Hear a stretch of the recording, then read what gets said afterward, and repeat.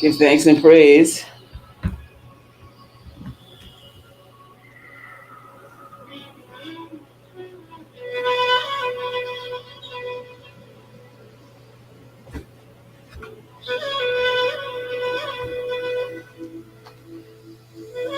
Chaffers, how are you?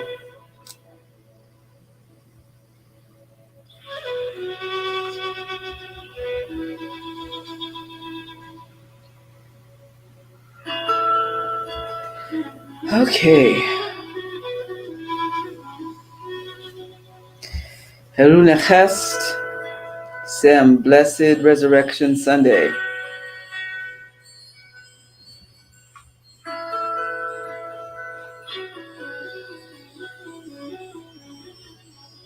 Okay, has it been running around?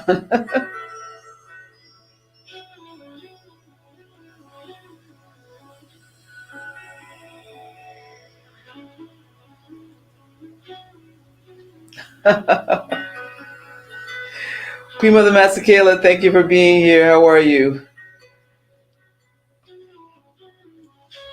Give thanks.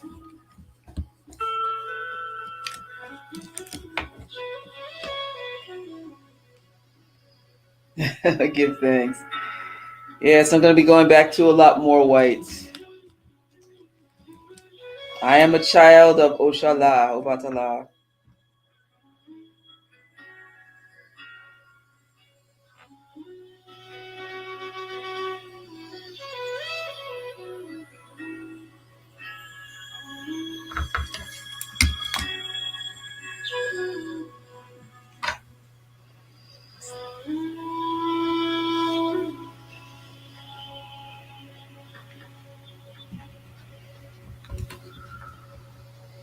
You know, today is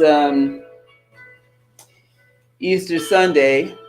This week has been a challenging week because 2 years ago, Easter fell on the 12th. And that was when my mother transitioned on Easter Sunday. And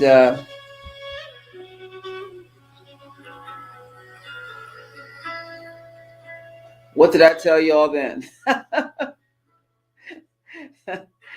She intentionally died on that day of COVID so that every Easter we'd be forced to talk about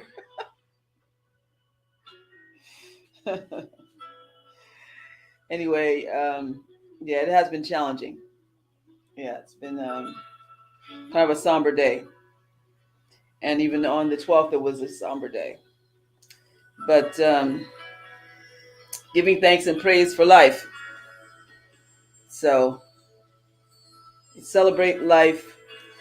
And it's been a challenging 2 years of introspection and growth and healing, and yeah, a lot of work on myself and truly enjoying being single again. Yeah, actually, that's what I wanted in the first place. I had to be talked into partnering with somebody again, and then all to find out it was all a big fat lie. It's a whole other story. But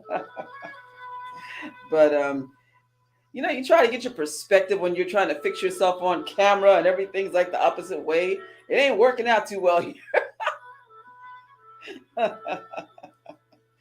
But anyway, you know what? Let me pull up the music for the theme song. Oh, give thanks. Oh, everybody's coming on. Give thanks, and praise. Give thanks and praise. Give thanks.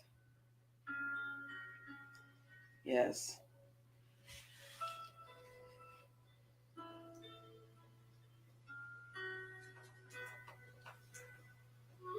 Poppy, what are you doing? Poppy, no. My cat's in the window.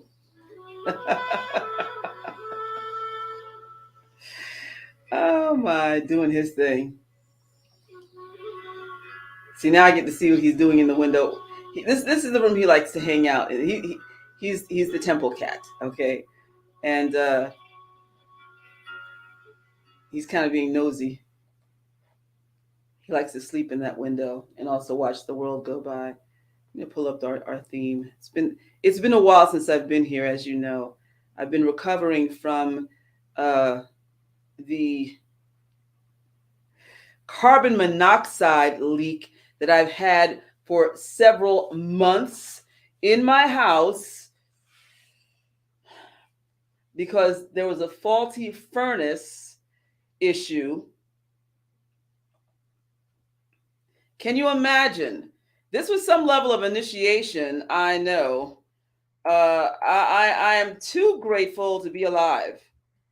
Uh, Listen, the fact is, I am here. Let me put on I am. Yes, indeed, I am here. Feel like Miss Seeley. I am. I'm here. Mm-hmm. Yes, indeed. Yes, indeed. I'm here. All the times I'd be fighting my way back to consciousness and not knowing what in the world was going on. My neurologist told me it's not your seizures, it's something wrong in your house. Una what nebin petum ta. All pathways of heaven and earth are open to you. The powers within me to open all doors in heaven and in earth. The powers within me to open all doors in heaven and in earth.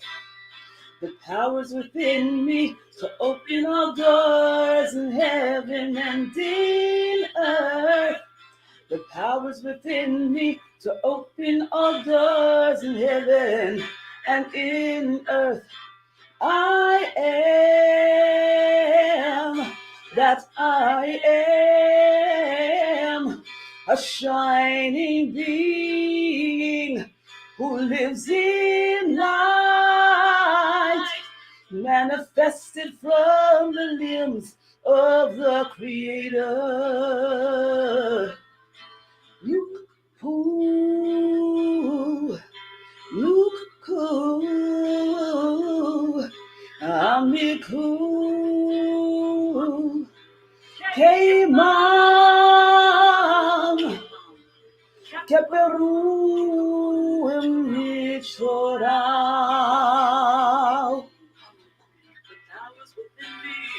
Oh, yes, indeed. I will open the pathways of heaven and earth.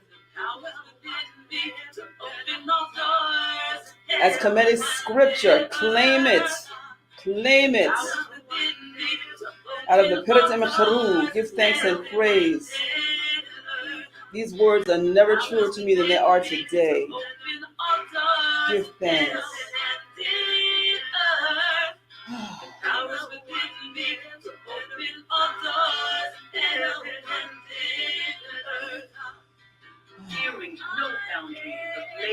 Give thanks and praise.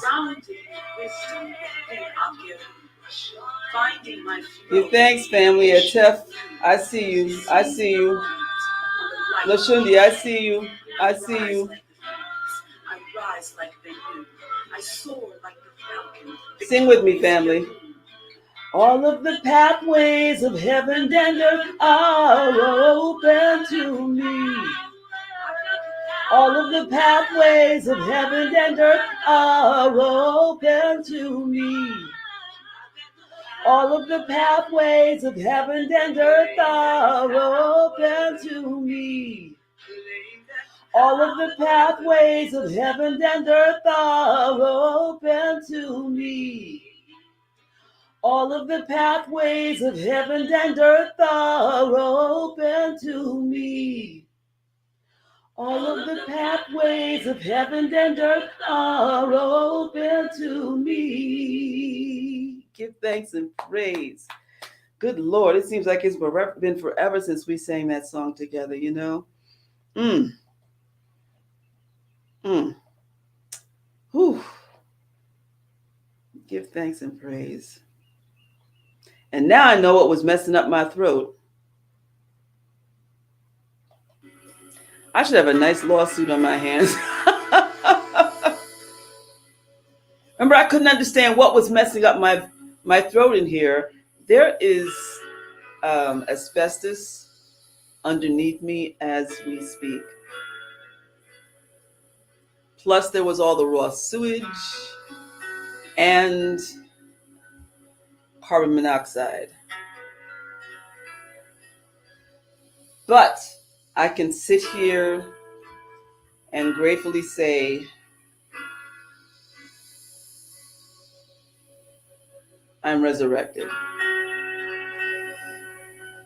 The power of divine will, the power of grace.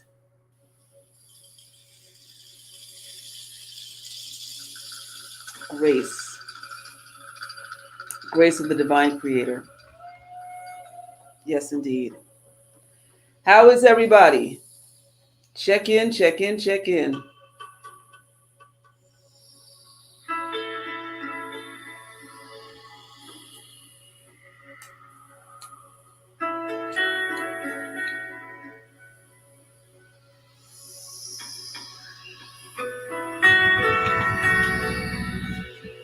Oh, Dua Uatef, give thanks.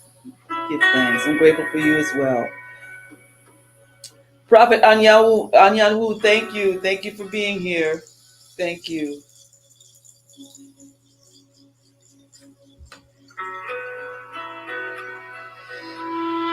Lahianinti, Hotep. Hotep.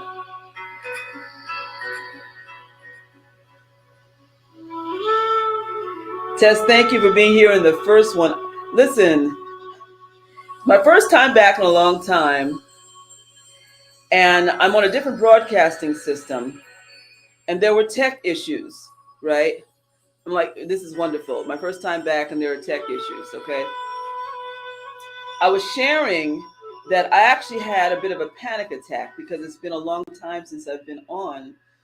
And that's really very unusual for me because broadcasting is like breathing. They're like one and the same, really, for me. And so I'm blessed to be on. You know, I'm very blessed to be on. So let's get started. And brevity is the word. One thing I've definitely learned over the last several months is economy with my words. Yes, indeed.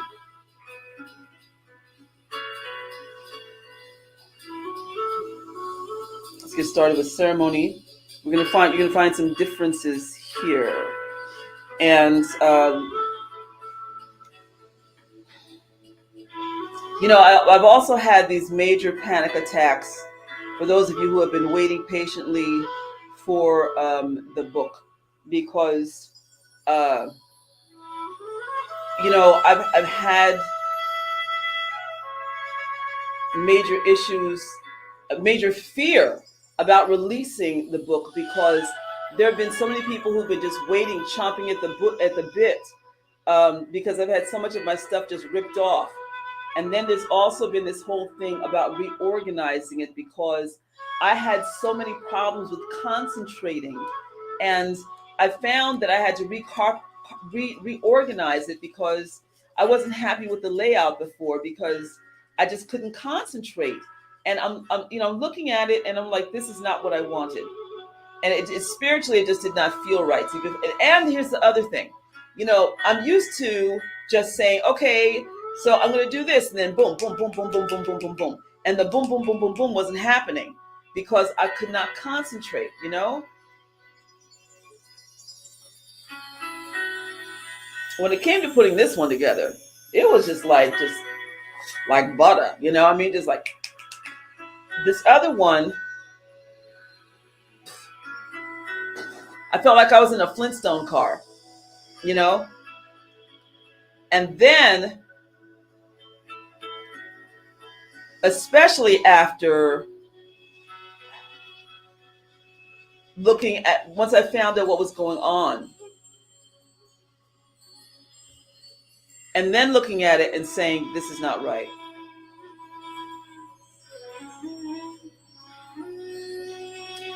So then I had to restructure it. And then there were some parts that I said the public should not have this information. Only the students who are studying with me should have this information.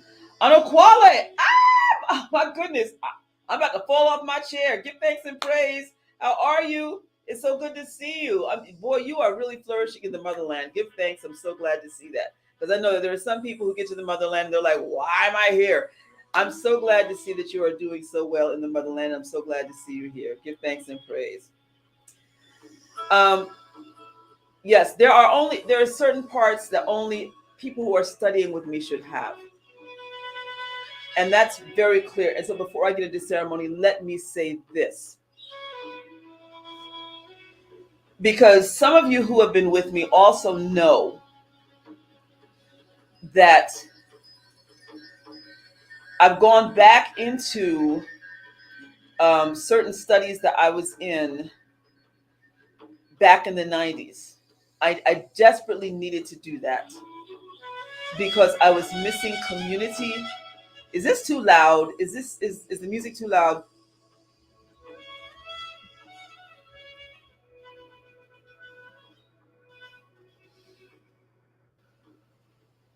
I want to make sure the music is not too loud and that the mic is not affecting the microphone. How is the balance? Thank you, Nahia. I am feeling better. Yes, I'm feeling a whole lot better. You have no idea. No idea. Um,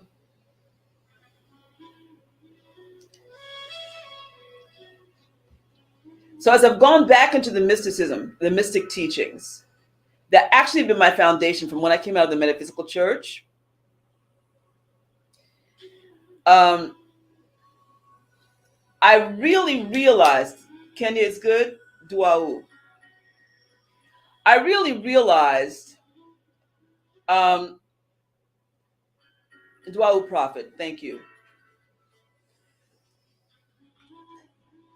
that some of this stuff really did not need to be out here in the public.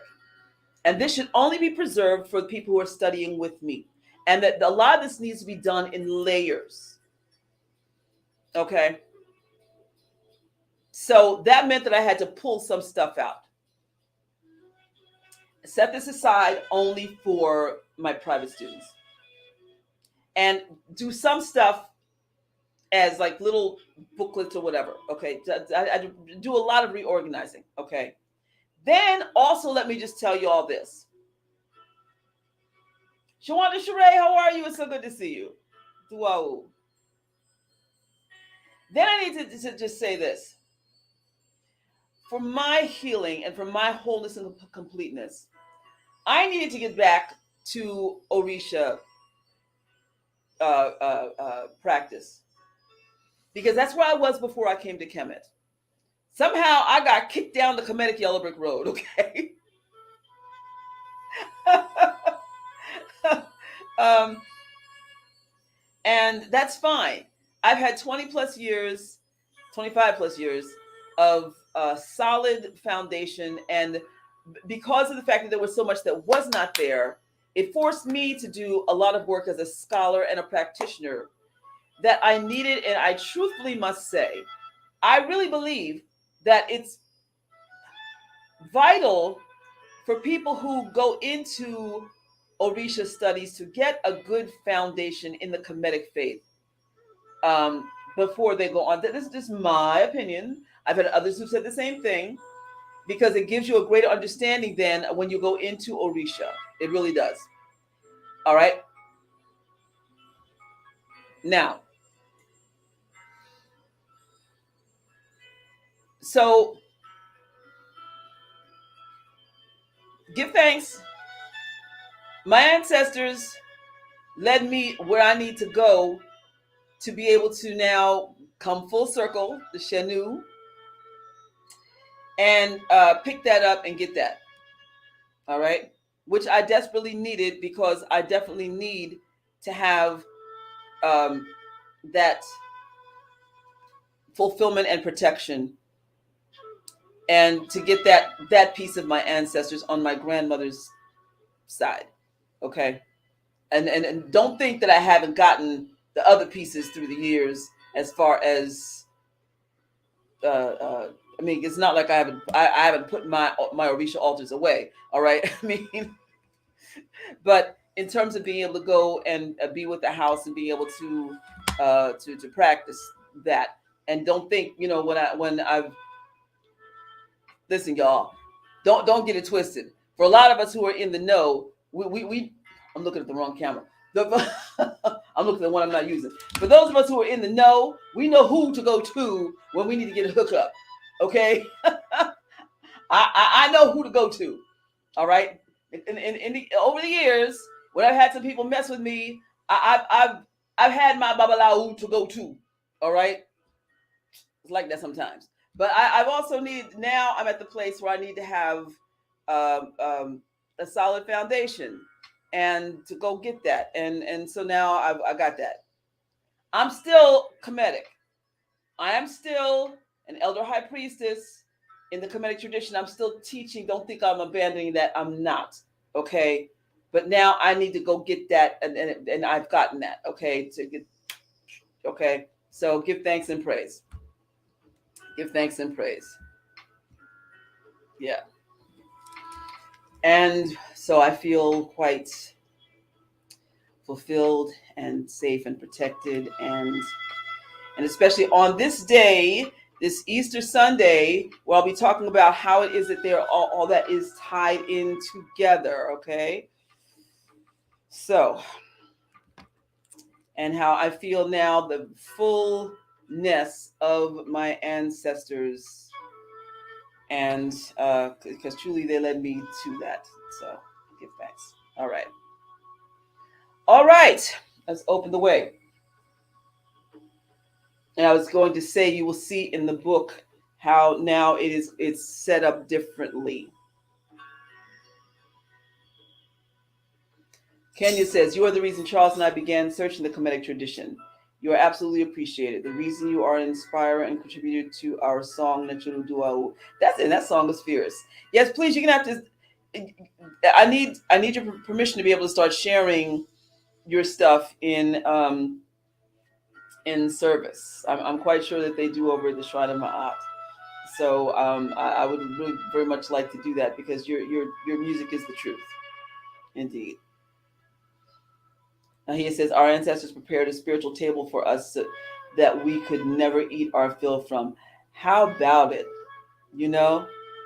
Because listen, I am covered.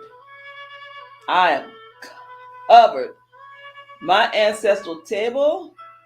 Listen, especially now that I know the fullness of my background from my mother's side alone.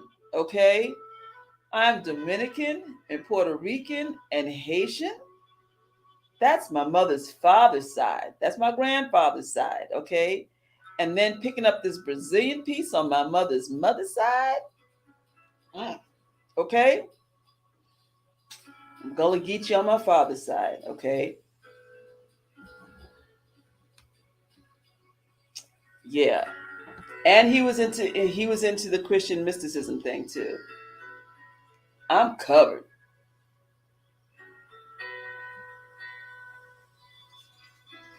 Yeah.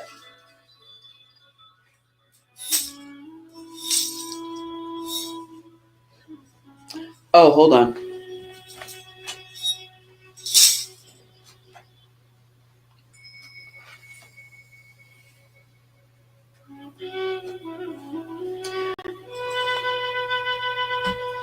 Now he says, I feel the call to claim it all.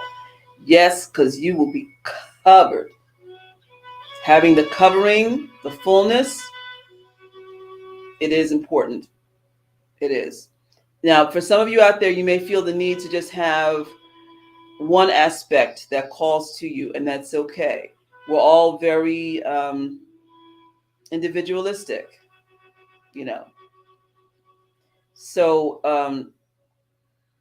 for those of us who are in different positions, depending on who you are and what you do, you may feel the need to have more covering.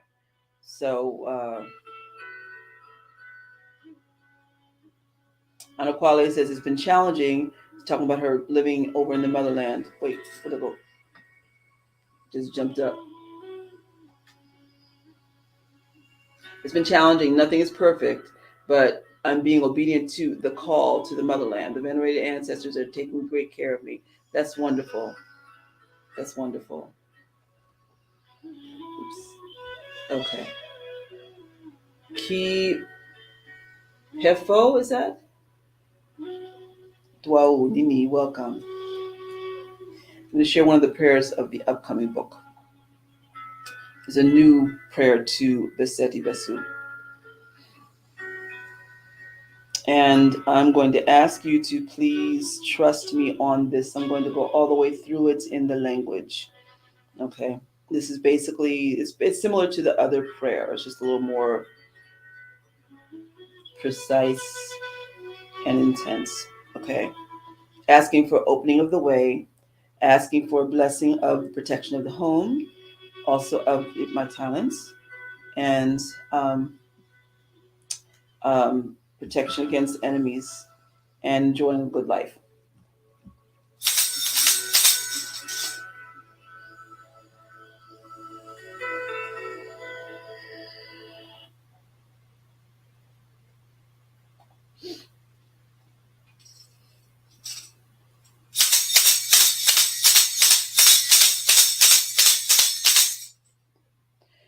Enk,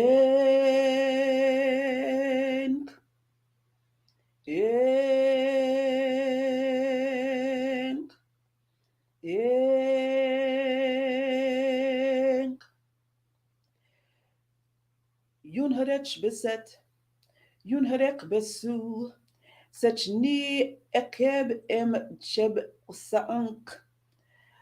Barakani, barakani, ek yuni, yunem katni, bek katni, bek besu nebu em ketni. Yun eni beset besu nefer I wadu nefer nebu. Wep wat beset em wepti. Dini shakerea baker keruni. Becheni besu em basa. Bechen besu hetni. Wujak redi I chauni. Wujash het hetnecher shenu. Bachen betuni I bachenek. Seben betuni.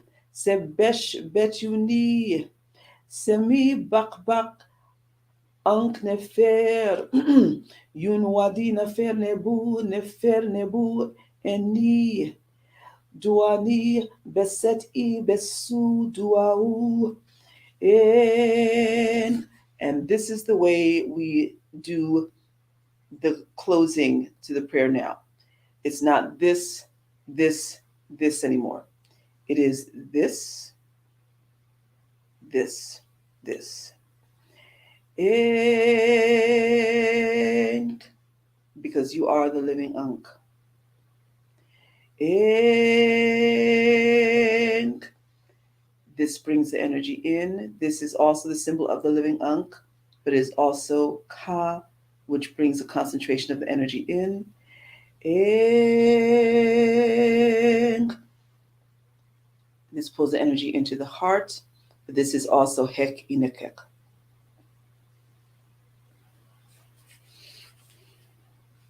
And by the way, I do want to say thank you to my fellow Queen Mothers from the National Black Council of Elders, and that is to Queen Mother, to Prophet Anyanwu, and to Queen Mother Masakela. They are my sisters who are part of the National Black Council of Elders. And in fact, we just had ceremony. We just had a healing session that we do once a month but we meet every other week. And we are doing planning and extensive planning for our community, for the healing of our people. And we are under the leadership of Baba Mwalimu Kabaila.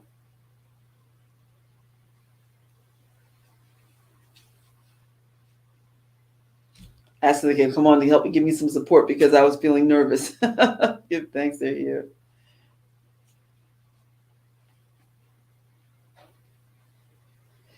Annette Frank, listening from St. Kitts, thank you so much for being here. Okay.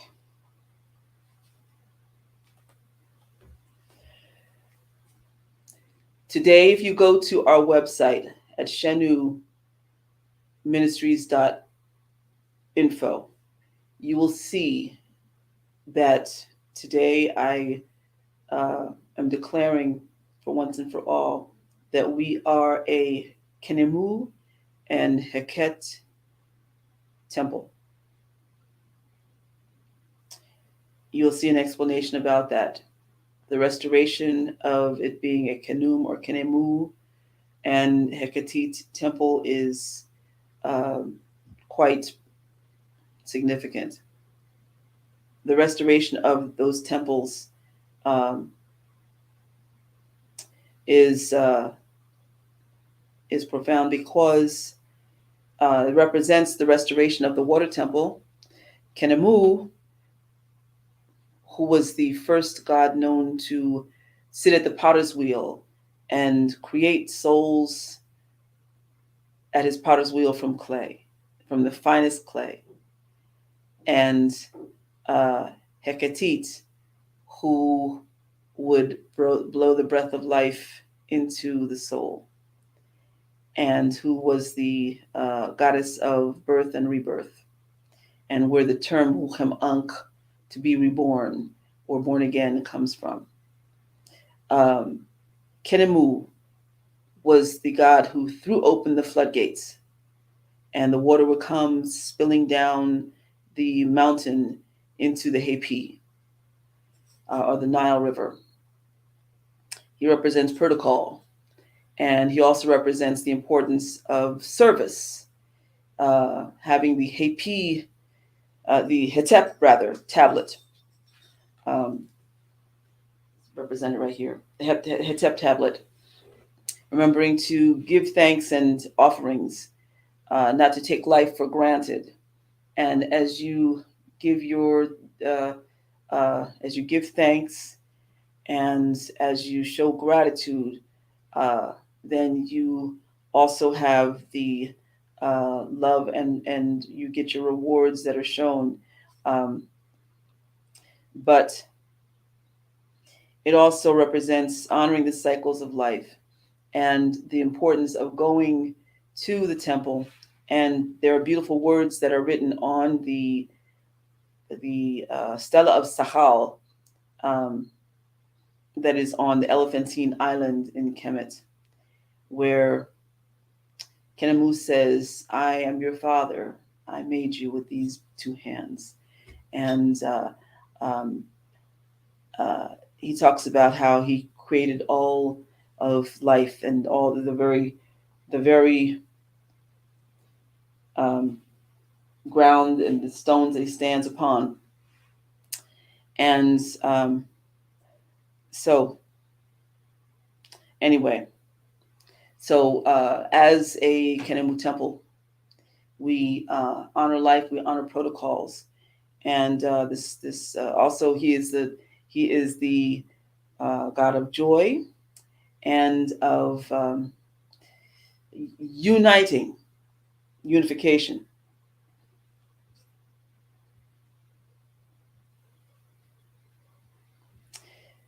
Thank you, Norman. I want to remind you that this is a temple service and that I am the minister and teacher. Okay? Thank you.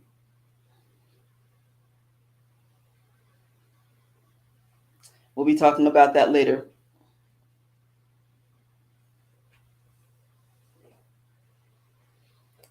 Kizzy for Life, welcome.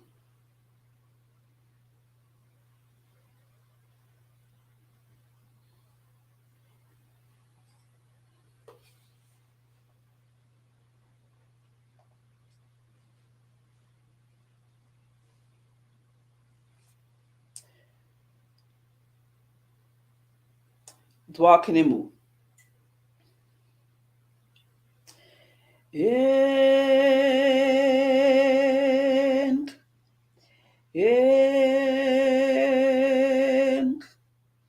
and. Yun harek Kinemu. Ek yuni. Yunim kachni. Anuk Kinemu. Now, for this, I'm going to translate for you. Show yourself, Kinemu. Open, open within me, open within my body. I am Kinemu. Kenum nechep, Kenum the potter. Atefni, Kenum nechep ea. My father Kinemu, great potter. Kenum kenti nechem unket. Kenum, master of the house of sweetness and joy. Kenemu nebet per mechet. Kenemu, Lord of the abundant house, Lord of abundance. Anuk paiten, kerit em kerui eak. I am your vase, your box in your hands, or your holder, your vessel in your hands. Keper em chesek eri en neferek, created by your design, created of your beauty. Meni kenemit ek jed. Grant me your spring, your well, your fountain, your cistern, your everlasting abundant waters and nourishing waters. Erdani kenemu kerep. Bring me kenemu clarity. Sha'esha imak kefau kebu kenu. Respect, honor, confidence, and magical power, coolness. Keper nechem, sikini, creativity, joy, exalt me. Keni kinemu, kredek, embrace kinemu your child. Kebit, betuni nebu, defeat all my enemies. Bereka hetni, bless my home. Bereka ibak, hetek netshir desher, bless and anoint your holy house of God. Duau, thank you, many thanks. En, en, en. I offer life. In other words, I enliven it by chanting Ankh.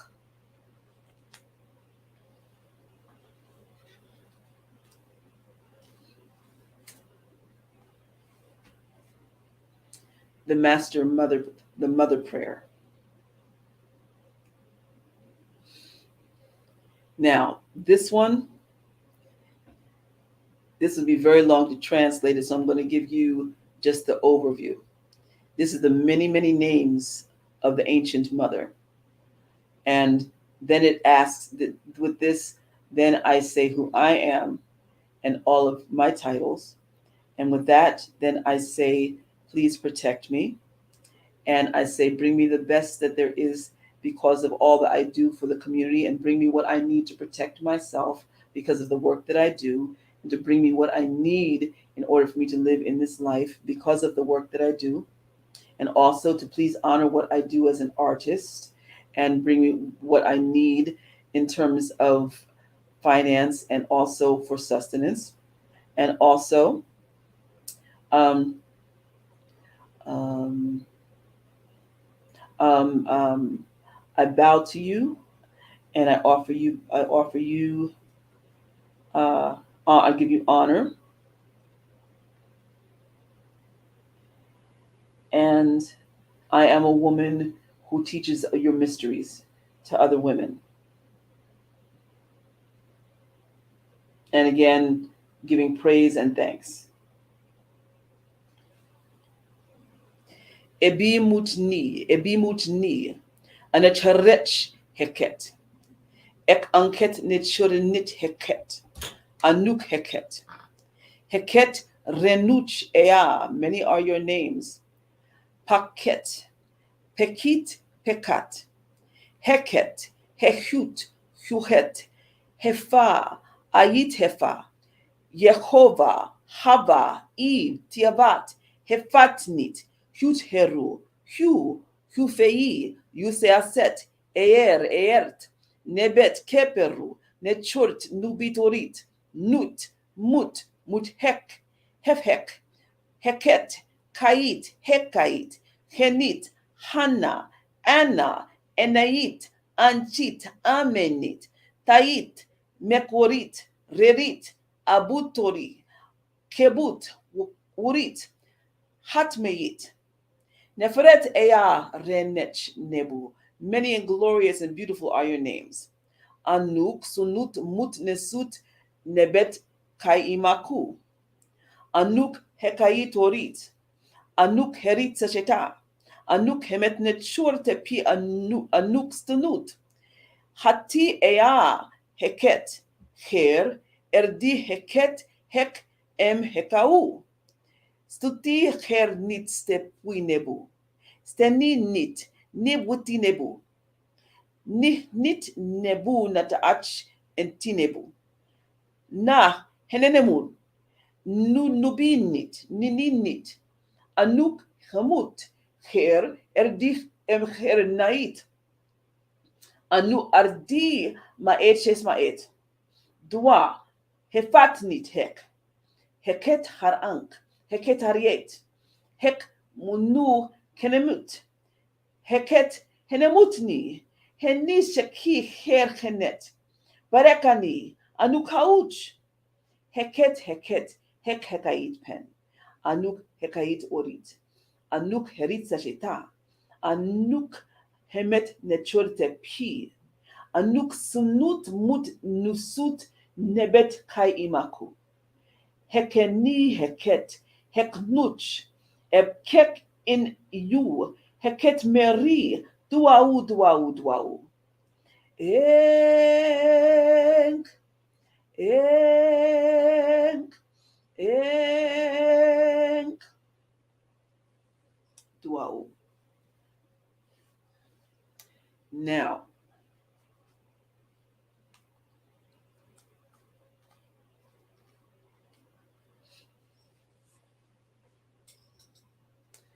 this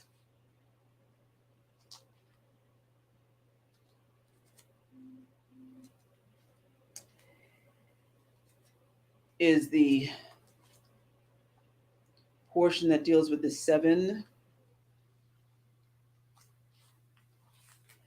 the seven hermetic principles.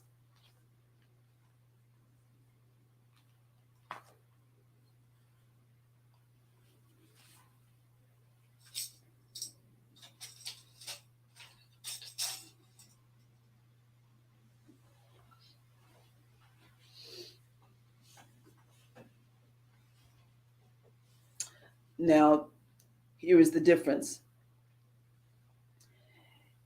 You will see in the book that I have them listed according to the order in the Hermetic, according to Hermetic laws, but then I have them according to the way that I recite them. Because the way they should be taught is from 7 through 1. So the seventh one is listed first, according to the rest of the way it should be recited. On my wall, you can't see it here, I have it so that it goes 7, 6, 5, 4, 3, 2, 1. Because this realistically is according to the Aritu, or the chakras, from the bottom up. Because it starts Number one is from the celestial, and starting from what we would know to be Nebetshur. Okay. However,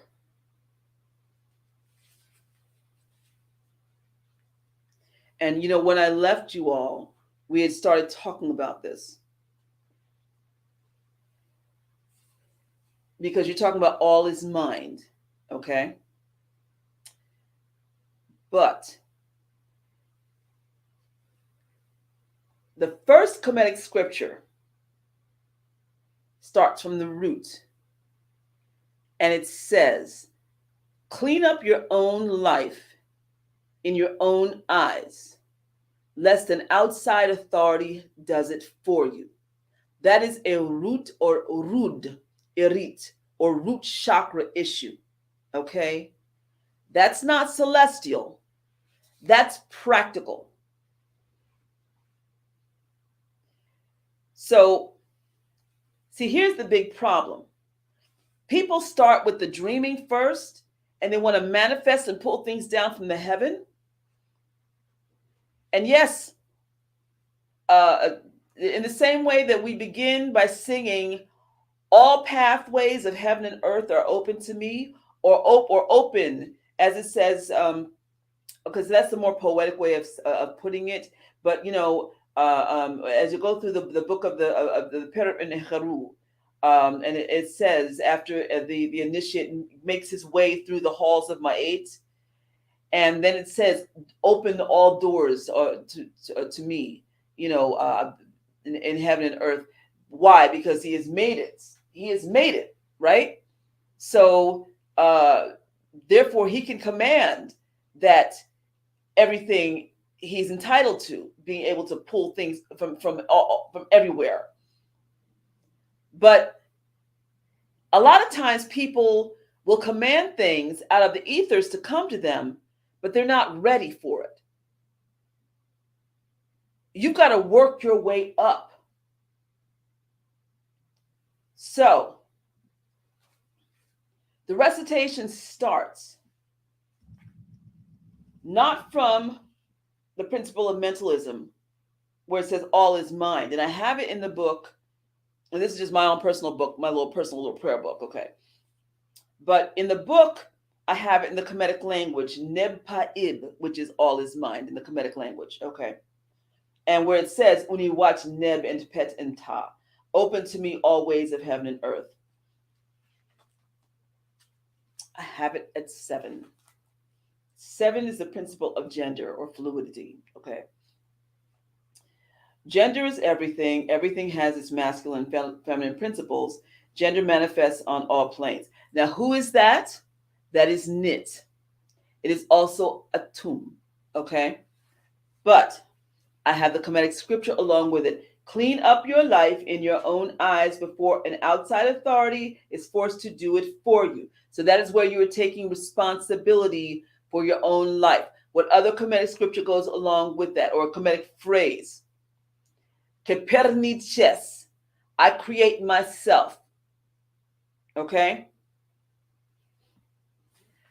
The Kemetic axiom that is also in there is, unto the pure, all things are pure. Unto the base, all things are base. All right? So it's up to you to clean up your life, and your own filter is up to you. Now, also along with that is Me'anki Iyubak Emunu Kenemu Ebu. You know the song. If you've been moving long enough, you know. Me'anki Iyubak Emunu Kenemu Ebu. May my life be as clear as the pure waters of Kenemu. Kenemu, the pure waters of Kenemu, that is the pure waters of the Nile, the waters that are thrown open from the floodgates that Kenum throws open, okay?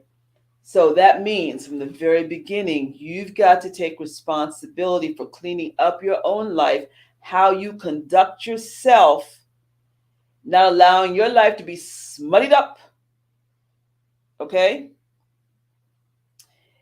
You're choosing the filter and the lens. Okay.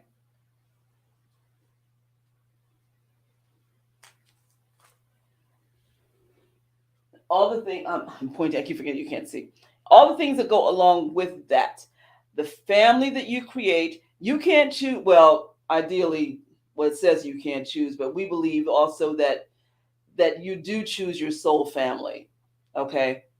But how you react within it, uh, and how you move on from it is up to you.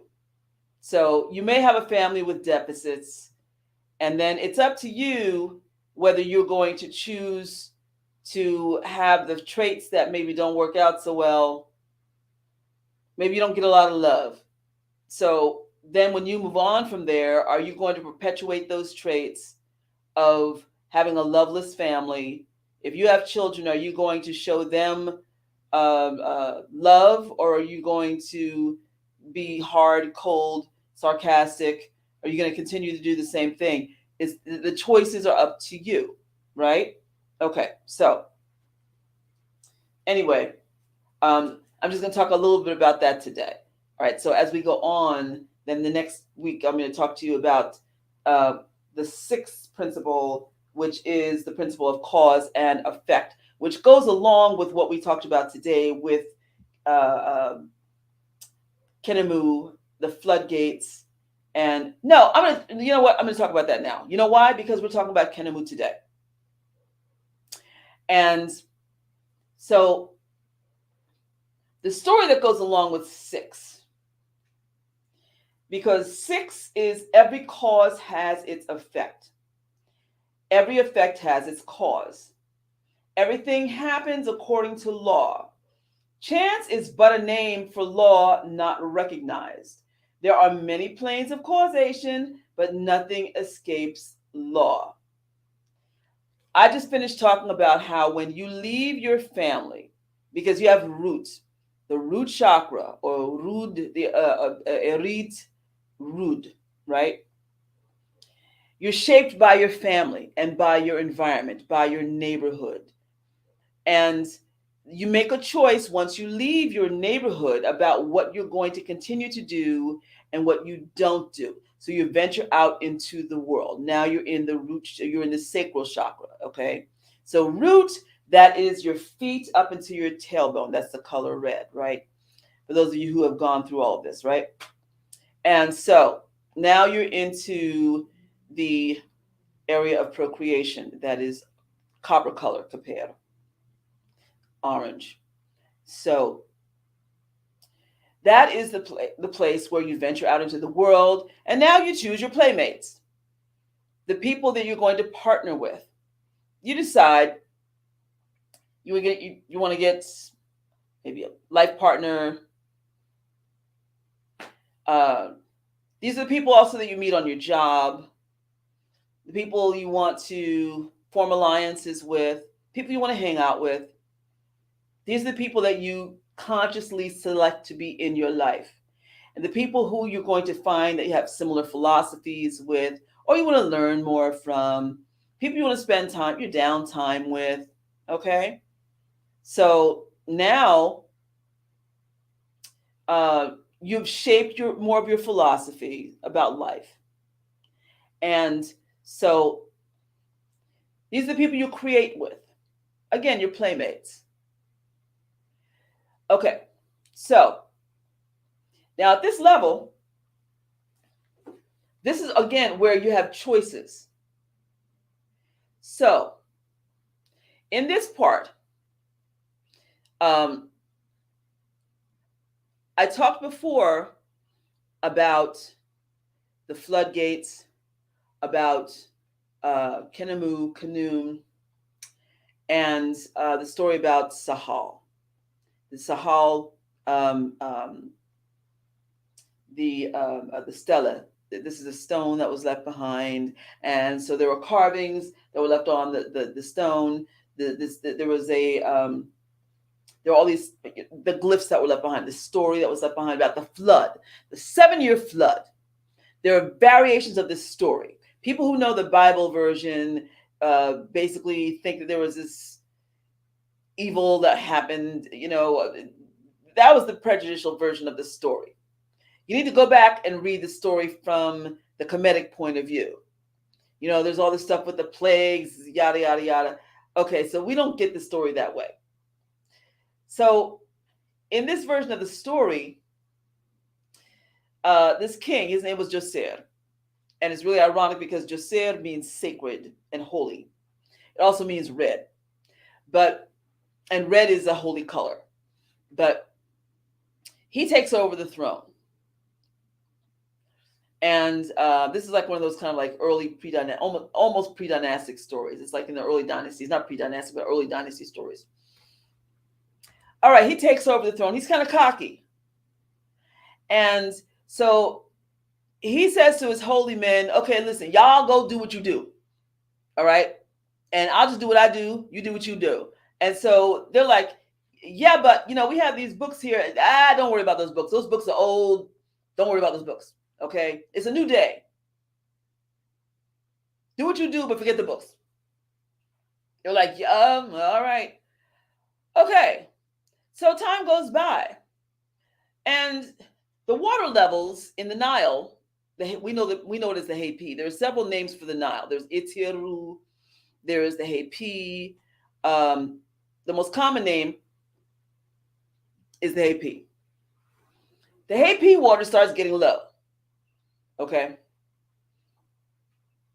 The king's still cocky. He's not really thinking about it. But people are. Why?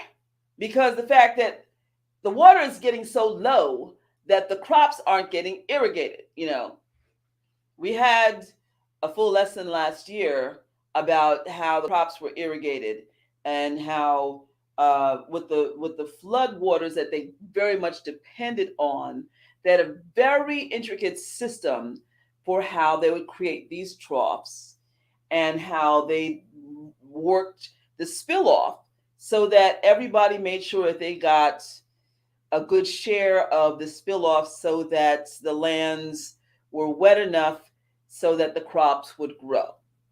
Well, now ain't no water, ain't no spill off, ain't no crops, and now young people are dropping dead, old people are dropping dead, people just dying, okay? This king, he still don't care. People are coming to him. Yo, king, we got a problem. Dead bodies are piling up. You know, now there are flies and all kinds of stuff. This king, he's so self-absorbed, he still don't care. All right, so now his holy men are figuring, we better bust open these books and find out something.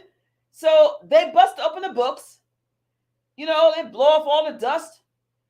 And they find out that their ancestors left some notes that were vital.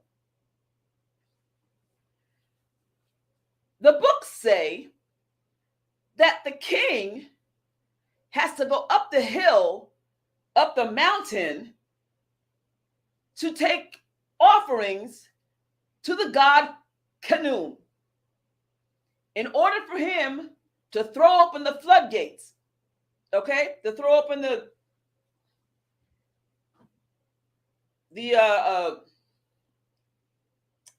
what's the word that I want? There is a what is this?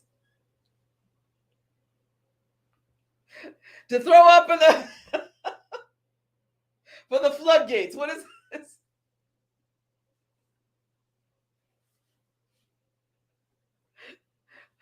There's a word.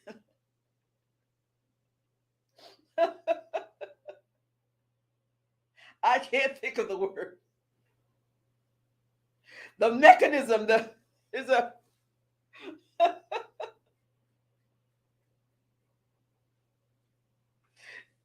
Brandon, how you doing? What is the thing though to release the dam? To throw open this thing, to release the dam.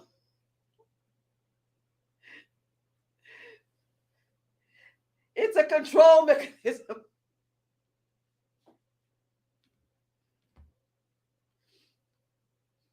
Floodgates, that's the word. Thank you. Okay. Yeah. See, it's the carbon monoxide. a little too long, okay? Months of passing out. See, my brain is not functioning the way it should be. Yes, to throw open the floodgates, okay? Yeah, okay. So, so that's right. Open the floodgates of heaven. Yeah, okay.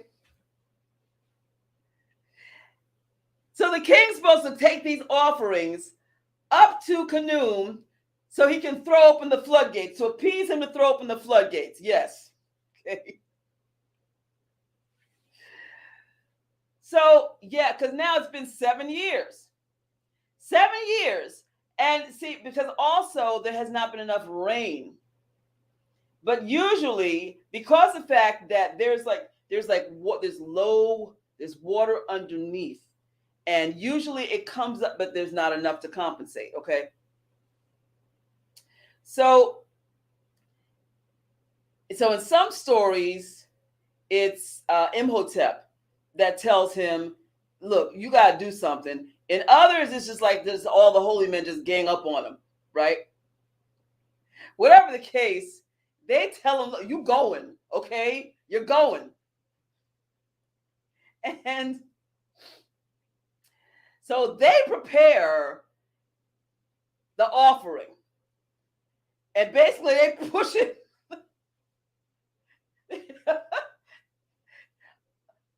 They go with them to make sure that he's taking it up there, okay? So they go all the way up the mountain, up to the temple. And it's in disrepair. And he lays his offering down inside of the temple. And then, in some stories, he finds the god asleep. In others, he lays down after he puts the offering down. And then he lays down and goes to sleep. Because the way that you communicate with Khnum is in the dream state. See, now, Khnum represents the brain, right? Now, think about this. Now, he's got the ram horns. The animal that represents him is the ram. Now, later times, it was the ram horn that was curly Q like that, but usually it was the ram that was, see if I can pull out my cards here. It was the ram horns that went out straight from the sides. But still, when you're dealing with horns on the head, there's an indication of the brain, just like with Heteru, but she has the cow horns and she deals with the brain too. Pull up the image. Where are you? Here we go. Khnum.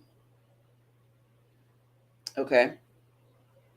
Now, here's the thing also. These kind of ram horns, it's not just the brain, but look at the fact that these are the kind of horns that extend out, and you see the waviness of them. See, there's a kind of a sort of a double entendre there, because the fact that there's also the waviness of like water waves. Aha. Anyway. So the Pharaoh, just there, he lays down. And Luke, how are you?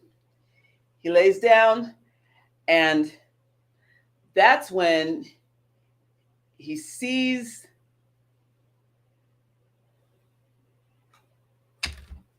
Khnum standing over him in all of his immenseness and with this kindly face. And he starts talking to him. And basically, the Pharaoh is like, oh my goodness, my father. where you been? And Khanum's like, yo, where you been? And he gently chides him. He says, you haven't brought me a daggone offering. It's been 7 years. I mean, you could get a clue. I mean, um, and he tells him, I'm your father. I created you. And he says, I made everything here. I'm just every stone, everything you're laying on, everything you're looking at, And he says, but you know what's really not cool? Look at this place. This place is falling apart. I mean, it'd be nice if you repaired it.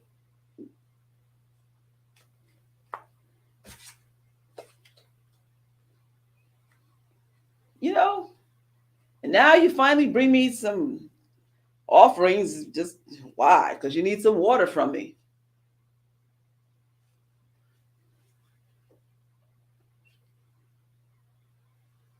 And but now because you remembered me, I'll open the floodgates. Just remember me, you know? So Jacer says, I get it. And he apologizes. And he said, and from now on, I will make sure that on a regular basis, not only will I bring you offerings, I will make sure that everyone else brings you offerings of Thanksgiving. And he said, I will be the example. And so then that's when he made sure that everybody brought a tenth their um, of their bounty. That's where the tithes came from. So uh, now, cause effect, because see, in at that level, that's where people will take things for granted.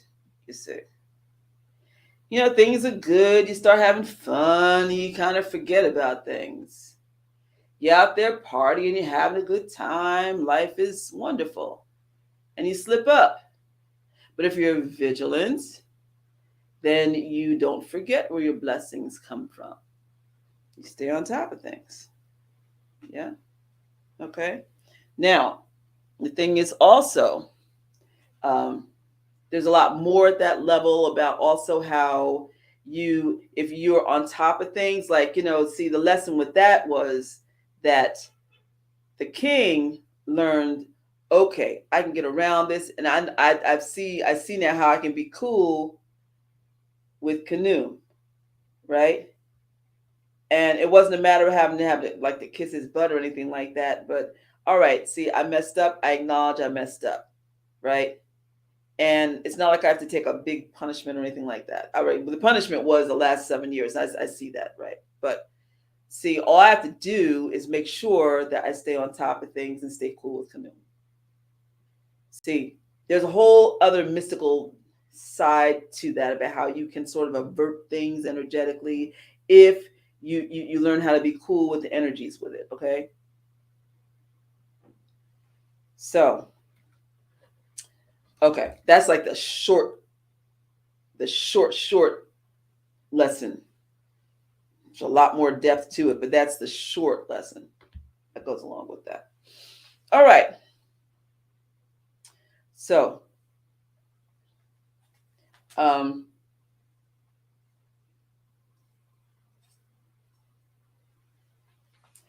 let's let's go from there right now into the full meat of the message, shall we? Yeah, Tessa said, yeah, the punishment, yeah, exactly. The punishment was the last 7 years. Because see, at that level, that's where people can get cocky. And it is through your cockiness that you end up losing. And so it's important to really stay humble and to be in service. Okay? This is why the symbol that goes along with that, and you'll see in the book, there are symbols. The symbol that goes along with that is the Hetep tablet, okay, for offerings and humility. Doesn't mean you have to grovel. It just means that it means you understand that you have a partnership and that you can work with that energy. So, any questions so far?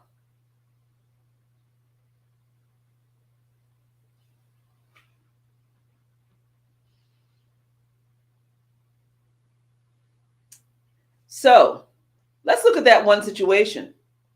Right there, we see how things had gotten pretty bad.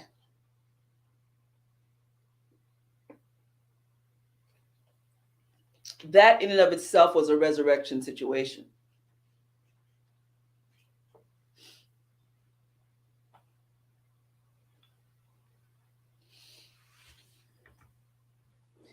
And in these stories, it's always important to look at who you are in the story.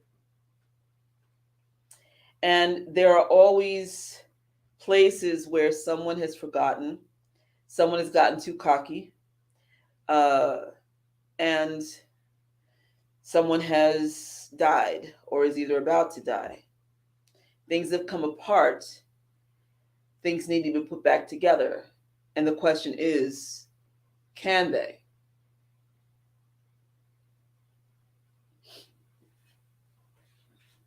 Okay, so let's examine exactly who Khnum is so far in this story.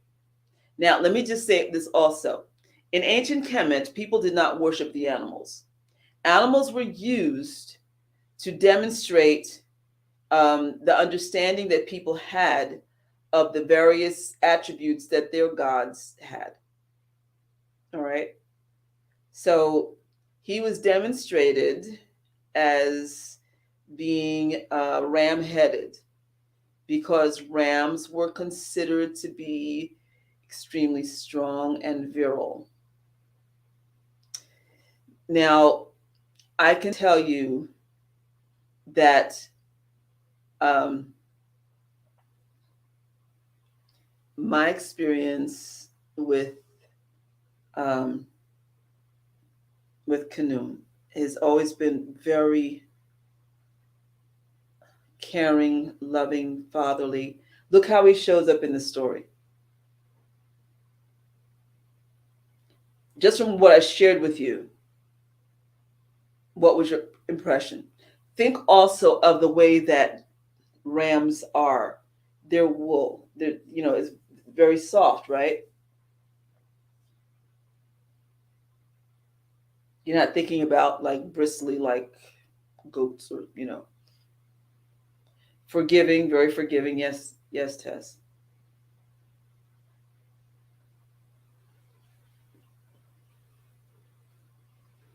But there is another side of him because of the fact that he's also very protective and he does make a point. For instance, in the book of Amen Em Apet, there is a verse where he is talking about someone who is very ungodly and how this man is just buck wild.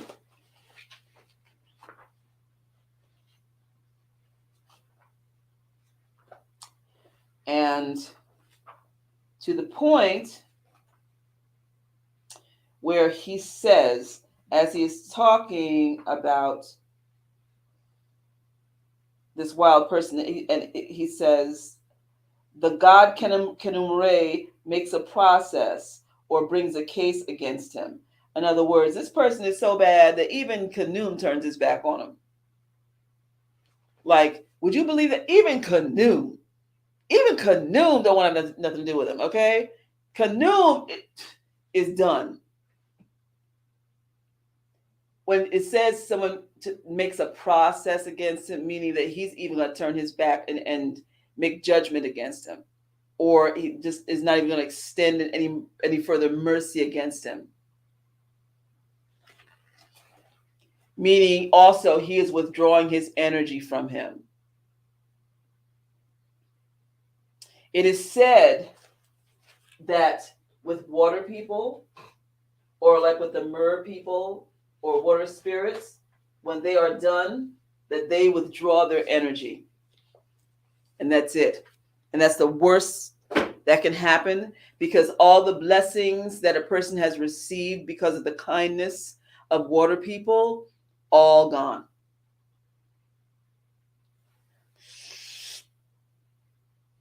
It's just like yanking a chair out from somebody. Everything leaves. So it's the same thing that they're saying here with Canum. Just, oh, really? And you see that's what happened, right? So in this case, it must have not just been from the king being arrogant. It must have also been a situation where people were acting up.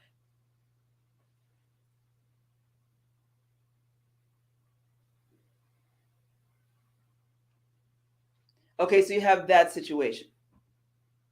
So this is a loving God, but one who also has limits, where he says, okay, that's enough. That's it. Okay. But is willing to restore, because he wants to fix things. Okay.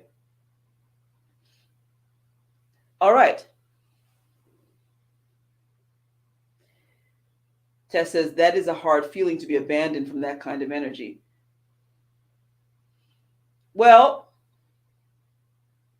be honest. Have you ever been in a relationship with somebody who has abused your kindness?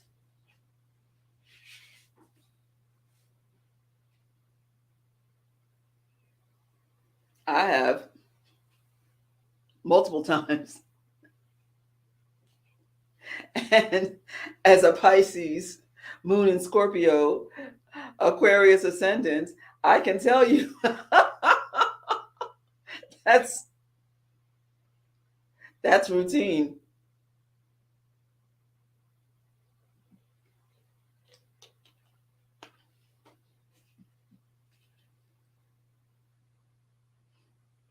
It is a hard lesson. It is, because the person just uses you, takes advantage of you, and then thinks that's the way it's supposed to be. You're just like the fairy godmother, and they just continue to take and take and take, and then after a while, it's just like, hold on a second. There's a story, Mai de Agua, the water mother, where this happens to her, and this man, he talks her into moving in with her. You know, she is talking to leaving her element. I just reread this story last week for the first time in a long time. I found this story back in the 90s, and I made it part of my repertoire. And as a storyteller, you shape it the way you need to. And so I read the original story last week for the first time in a long time. And it's so funny because I missed this one vital line, because she's saying, no, I don't want to move in with you. No, no, no, no, no. I'm always told that whenever water people move in with land people, that you always end up abusing us after we bless you. And then after a while, you start abusing us. And he promises, no, I'm not going to do that. I promise you. And then he says, this is the thing. He says, I don't see you as a water maiden or as a water woman. I just see you as a woman. Oh, how did I miss that line? See, that was the trouble line from the very beginning. From the very beginning. I don't see you for all of the gifts that you had. No, actually, he did, see. But see, he told her from the door, I'm not going to treat you for the special person that you are. See, I'm not going to treat you as the special person that you are. I'm just going to treat you like any old person. See?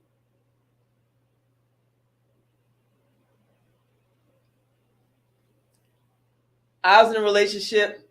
Brother said that to me. See, but I don't see you as a queen mother. I just see you as a woman. I should have told him to get to stepping right then. The door is right there.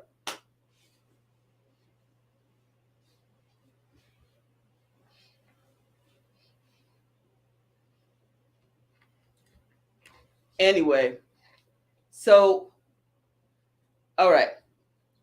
Back to the whole thing about we're lining everybody up now, because now listen, so we're into the message.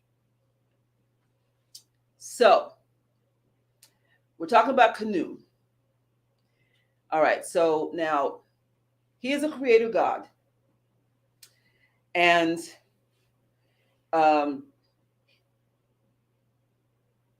yes, Nahia, yes, essentially not embracing your true nature. That's it, right? So basically, exactly. Basically, yeah, I'm going to use you. He said, basically, I'm going to use you for what I can get out of you, but I'm going to just treat you like you're just idiot. I'm going to treat you like you're just a raggedy whatever, right? And when I get everything I can get out of you, then I'm just going to, yeah, yeah. So, okay, Khnum. Khnum is a creator God. He creates souls from the potter's wheel, and he throws open the floodgates, right? So, um, and he is um, considered a savior God. Yes, he is one of the earliest and one of the oldest gods of ancient Kemet. All right, so now we've got him. We're lining him up. All right, so he's right here. Next, we've got Asar. Asar is like next in line. And there were many Asar or Asarian gods that came out of Kemet. Um, and so, uh, and he is dressed in white. Ironically, he was called the perfect black, but he was all dressed in white. And uh, he was, well, I want you to tell me what you know about Asar. He was fallible. His story very similar to the story of Yeshua. Some say he was the forerunner of Yeshua. They compare him with his son Heru. There were many Herus. In fact, one of the earliest Herus was son to Banebjadet. Banebjadet was a version of Khnum, and he was a ram-headed god who was mate to Hatmehit, who was an earlier version of um, um, Aset. So anyway, Asar, who was a later king. Yes, Asar, who was said to be the perfect man, but was he perfect? Ah, he succumbed to lust and was tested by his sister. People called Nebuchadnezzar a harlot. No. She was not. Her job was to bring out the best of everyone. Her job was to test everyone and bring them to their mastery. Her name, Nebuchadnezzar, master of the house, female master of the house. Now, I've done a lot of stories. Every year I usually do the resurrection story on Asar, Aset, Nebuchadnezzar, Setesh. Y'all can go back in the archives and check them. That's why I wasn't going to do it this year, because I do it every single year. I wanted to take a different spin on it this year. He took his eye off the ball. He was supposed to be the protector of Kemet. And he kind of dropped the ball, his responsibility, and gave into his lower nature.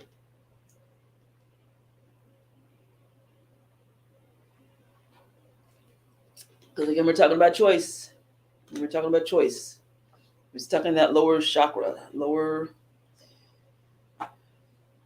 sacral and root, the root.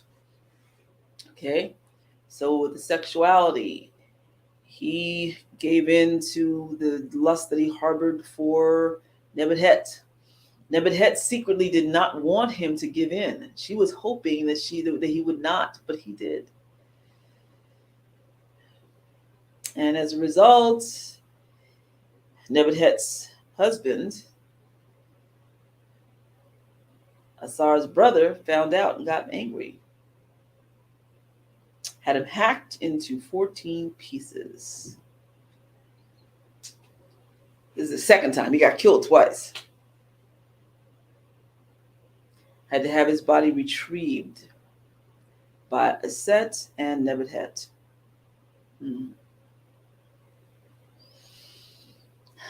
He experienced his resurrection after the birth of his son. His son becomes a man. He goes to war against his uncle. This is a highly abbreviated version because y'all know there was a whole lot of other drama that happened. And so it took his wife, first of all, finding all 14 pieces along with his sister Nebuchadnezzar. Put the body back together. There was one piece missing, the penis. Oh, excuse me. They fashioned the penis out of gold. Some say wood. Anyway, seed was magically brought forth. That's how Heru came to be. But then here we go with the soul. We go from the creator of souls to Asar's soul, now going into the Duat, the netherworld, languishing there, waiting for his turn to be resurrected. His resurrection did not happen until his son vindicated him. And from there he rose through the Duat and declared,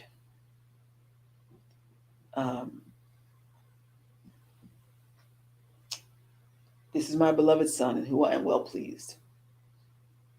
And he declared the greatness of his wife, Aset, because had it not been for her, there would not have been the salvation that came through the son, who was victorious.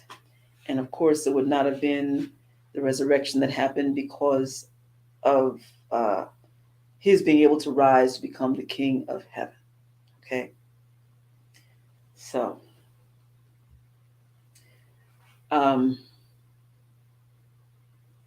he was said to be a man with long hair and a beard. Okay? So you have Khnum, you have Asar. And you have Obatala. In Orisha tradition, Obatala, who is the king of peace, who is in the fine white robes, who represents peace, and who came down to earth on a silver chain, and who also made a mistake.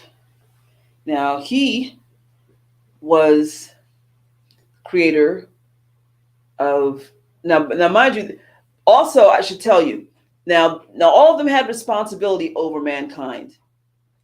Asar had the responsibility of helping. He taught man agriculture, and it was his responsibility to help to elevate mankind. Okay, by traveling the world and teaching agriculture throughout the world, he taught man how to be able to not only feed himself, but also commerce in being able to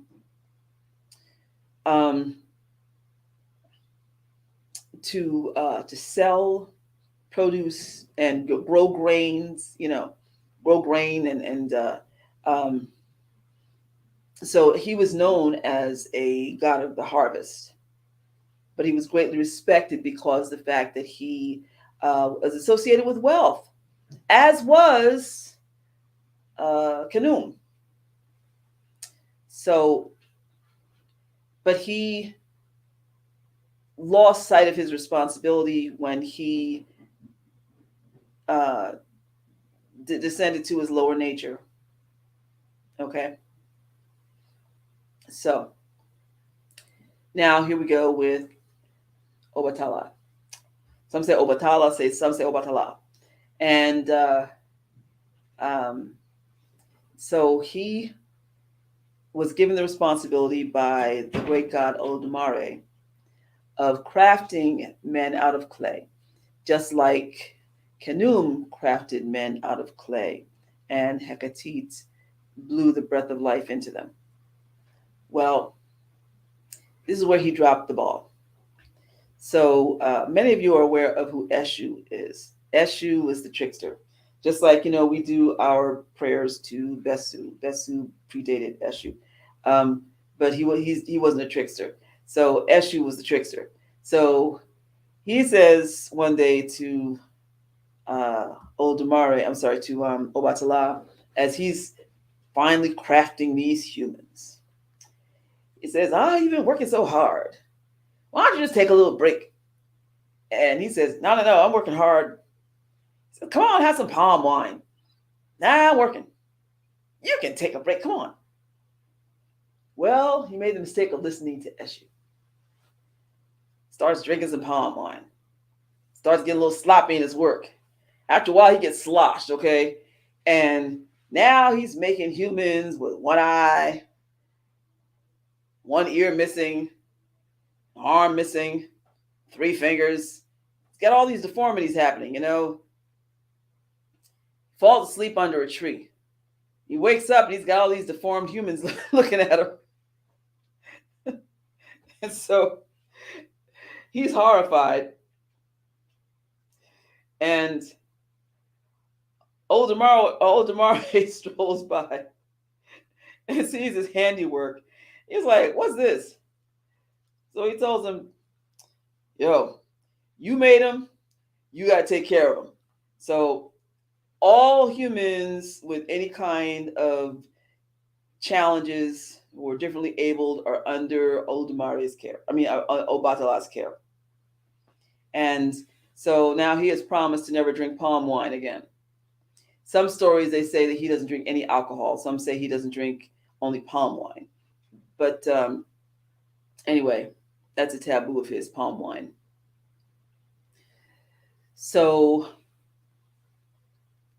I'm a child of Obatala because I have epilepsy, and also because of the fact that I'm on the because I have Asperger's, and so, but also I have other significators, like I have a birthmark on my leg, and my birth number is 8, and 8 is his number. So in Umbanda, he is called Oshala. And in Cuba, he's Oshanla, but where he's either male or female. But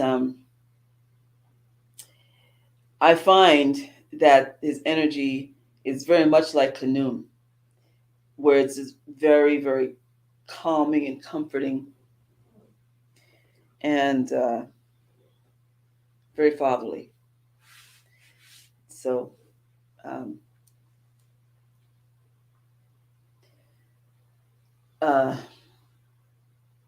so yeah, the common thread so far in all those stories is that there's some point where they all have selectively turned their backs on mankind,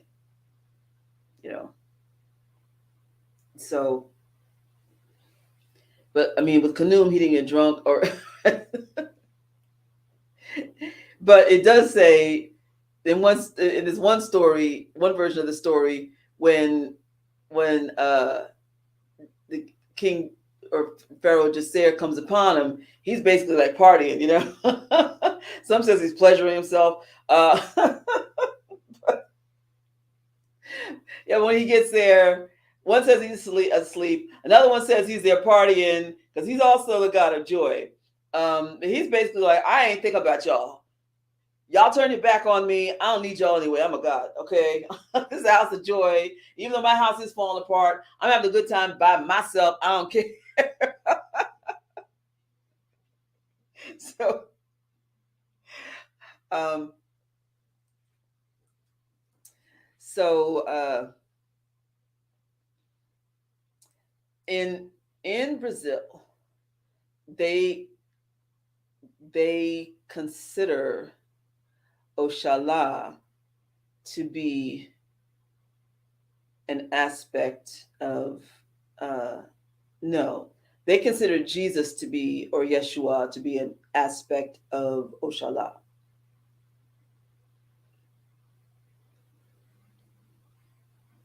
So on Jesus's holy days, they celebrate Oxalá. In fact, the greeting that we give is Oxalá bless.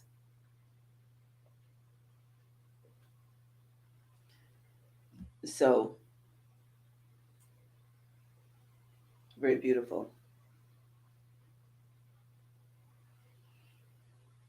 Now, you know, there's there's a problem that a lot of people in the so-called conscious community have, because they're always arguing over whether Jesus was real and saying it's a waste of your time. Well, I mean, you might as well then argue about everybody else too.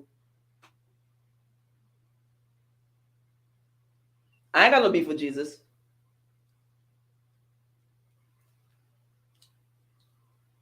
I really don't. I mean, all my experiences with Jesus were just as real as all my experiences with the rest of the, with Orisha and Necharu.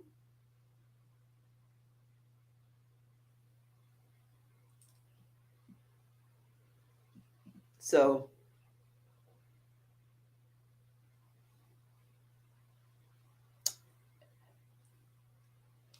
um,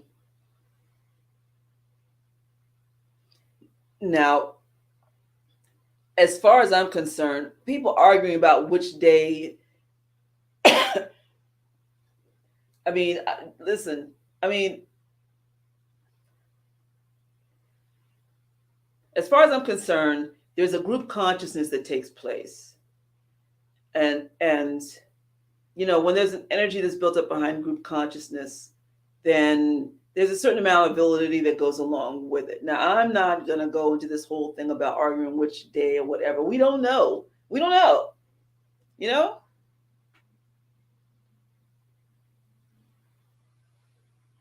We're all assigned a birthday, and it changes every single year. Yeah, yeah, Niquale, right? You know? He's been good to me.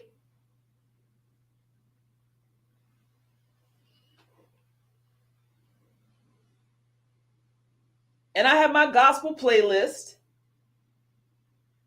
And y'all can just go somewhere with that. If you're a hater, then just go somewhere. I love Jesus too. You can get out of here with any kind of hate. Get out of here. Right,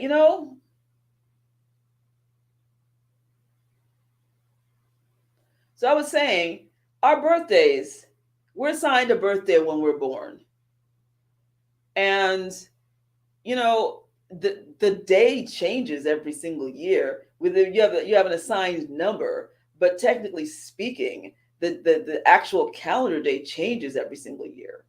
As far as the day that it falls on. Man, what about people who are born on such and such day on a leap year? What about that? I mean, people find things to beef about. And I think you should spend less time beefing about that and just worry about your fellow man, how you treat people, and the kind of character you project out into the world.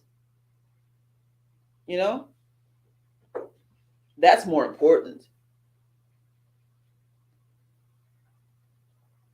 You worry about being an intellectual and all this stuff. I mean, not that. Listen, of course, being intelligent is important, but what's in your heart? And uh, what does it mean if you're a jerk? You know, what does it all mean?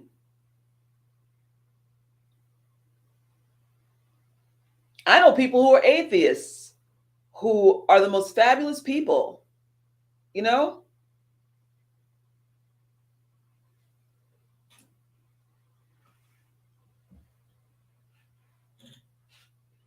yes, Nahia, no more time for beefing. We need to be building. Yes, spend all this time judging people.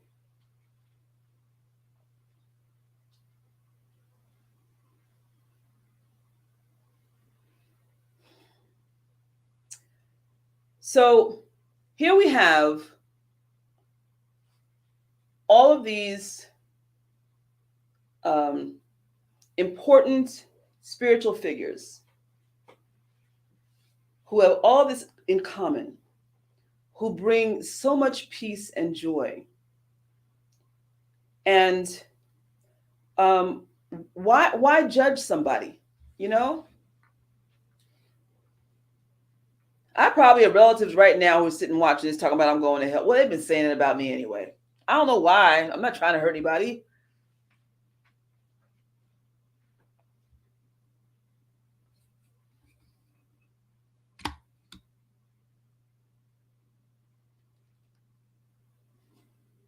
I'm out here helping to feed people, and I mean spiritually and also literally feeding people and doing all kinds of good things, and yet they're telling me I'm going to hell. Well, they both say they're not telling me; they're saying it amongst themselves because they've stopped trying to tell me a long time ago. I stopped getting invited to family functions and stuff too. I don't care. I don't want to sit and try to choke down your food anyhow.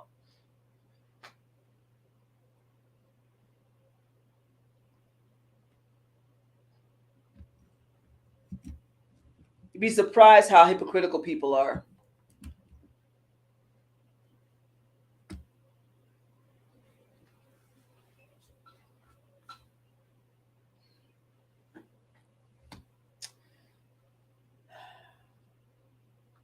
The chaffers say, "Spirit Ka does not change, lingo does."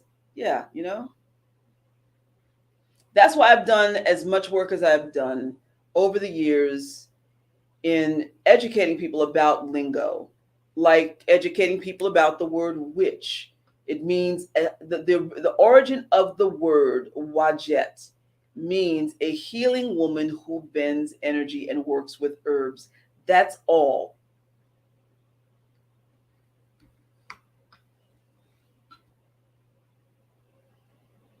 The patriarchy demonized it. But you know the real funny thing? A lot of these same people who demonize these words are the same one that you'll find coming out of the Botanica, the same one you'll find coming out of the Babalao's place.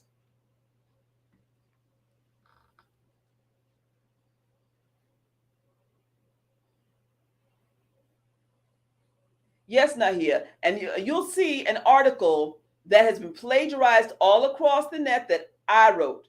That is my article. The African origins of the word witch. People have stolen my article and taken my name off and put their name on it. That's from my book.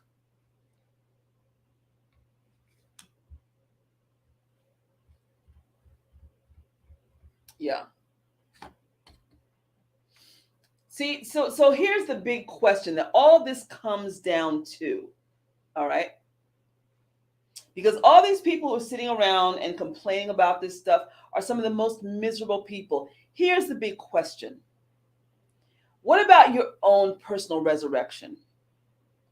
Where are you in your happiness? If you can sit around and complain and pass judgment on others, then truly, how much joy do you have in your life?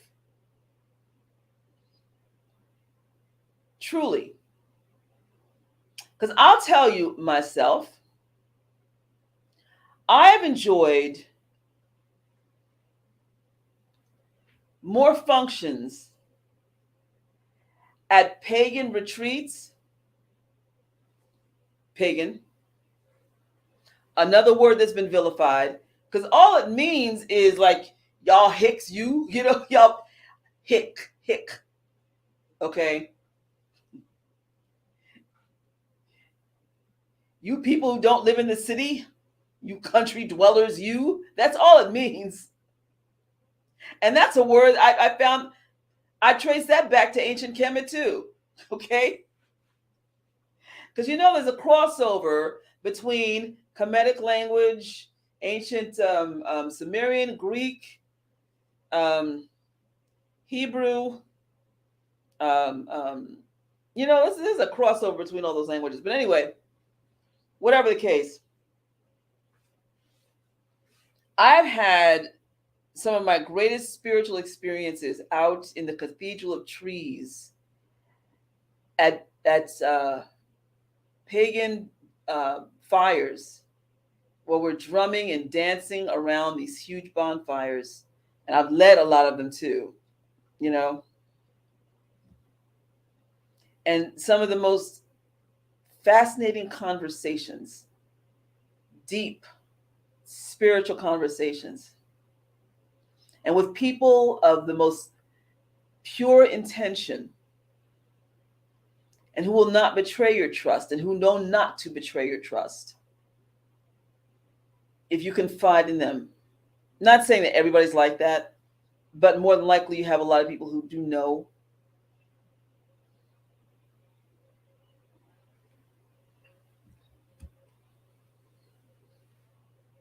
In perfect love and trust.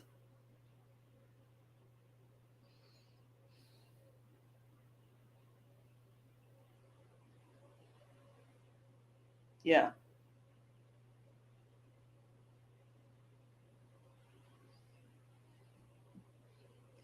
A lot of people who judge,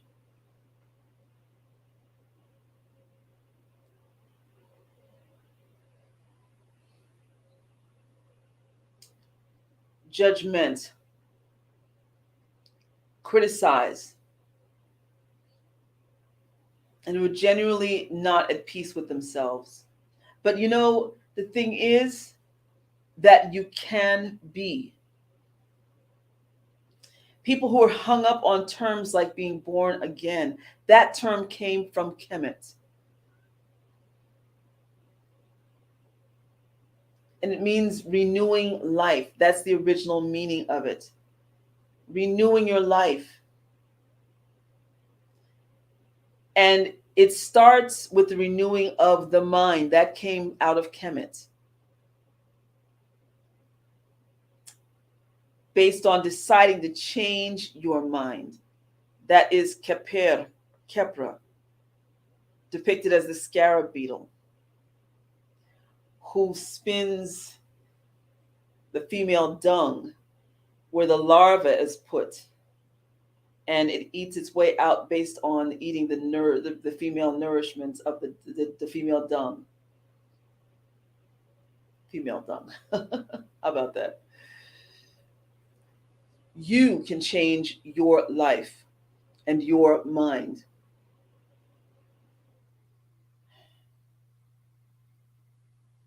Get hemmed up on criticism, what someone else tells you to think, what you think you're supposed to think based on what other people say.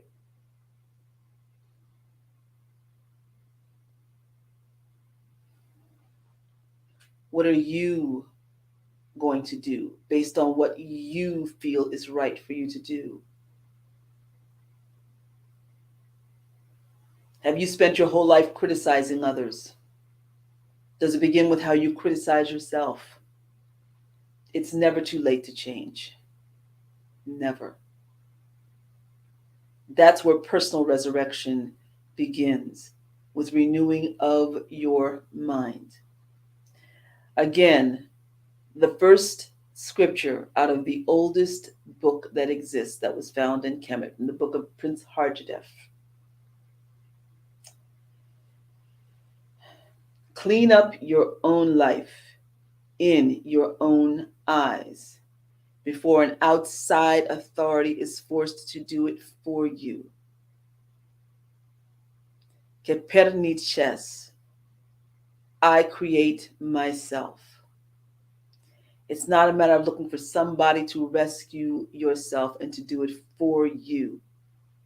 You can do it once you make up your mind. Now, certainly there are people who can help you. That's why people like me are here. It's okay to ask for help. It's okay.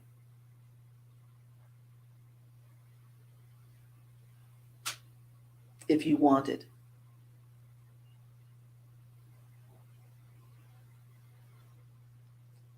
Renewing your life is truly the meaning of being born again. Fresh start. I can tell you from firsthand experience, after having come from hell and back over this last 2 years, probably the worst years. I'm telling you, I've had some horrible things happen to me over my life. These last 2 years have been the worst. I'm gonna tell you, I was going to post the Kemetic Holy Week tutorial that I did 2 years ago, and I was going to put it up in our online school. We have a private site that I started, our own private social media group that's off of Facebook and all that, and where I have my classes. And I went to put it up, and I watched the first 3 minutes, and I couldn't watch anymore because it began with my talking about my mother's condition in the hospital, and thank you for asking. Yeah, my mother looks like she's going to pull through. Yeah, they told me that her fever is down and she just has to go, and she's going to be in a nursing home for a while, but she's going to get through this. It looks like she's going to be okay. I said, oh my God. And this was just a few days before she died from COVID.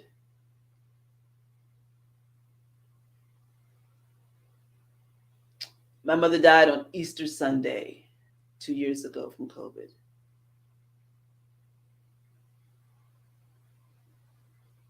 And there was a lot more that's happened. I'm not even going to go into it. Those of you who followed me, y'all know.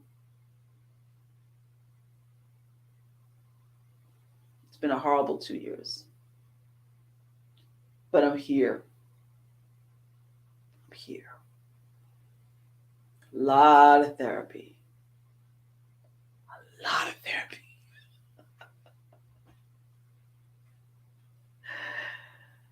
But I'm here.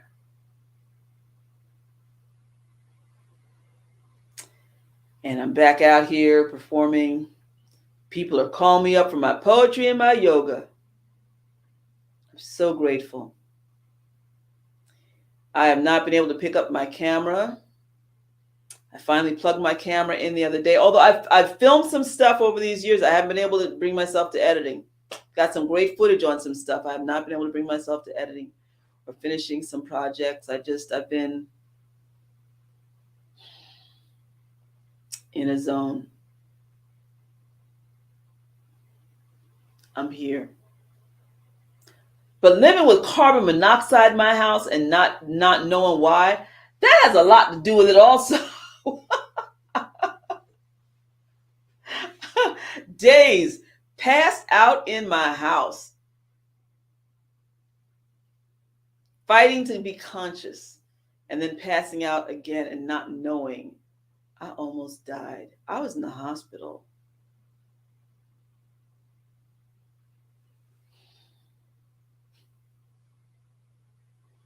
I'm here. I'm here.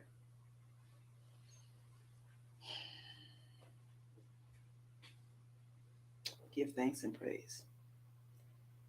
Starting over is possible. It's possible. Yeah.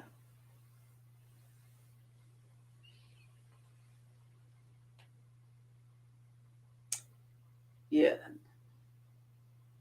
There are some days where it just, I mean, I know to other people it just looked like crazy, you know?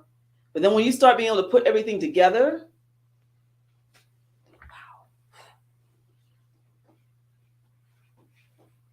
and then to have friends that would just hang in there with you, that are just there with you. They know you're going through, and they're just there with you. They know the craziness. They know the foul, man. Oh my goodness, the foulness. Just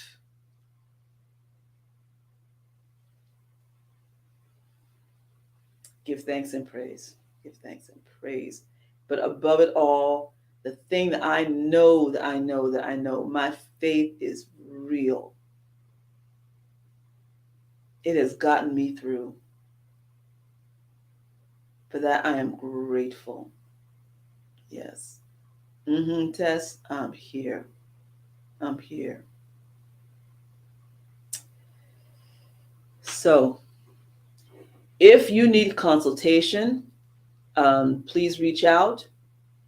My phone number is on the Shenu website. Um, Also, if you want to find out about booking me, you can go to my website at imakhu.info. I just updated both of them, and it's so good to be back. It is so good to be back. hmm Yeah. If you want to make a donation,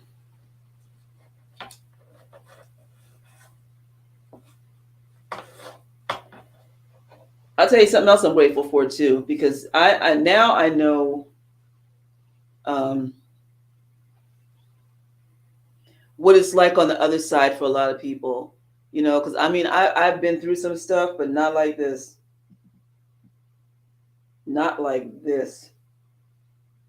This is a whole other level I've never experienced, and I've been through some stuff. Okay, Cash App. Oh wait, I missed my little. Hold on.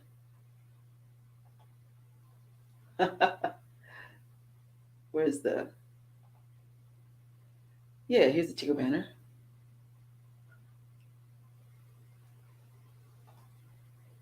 and then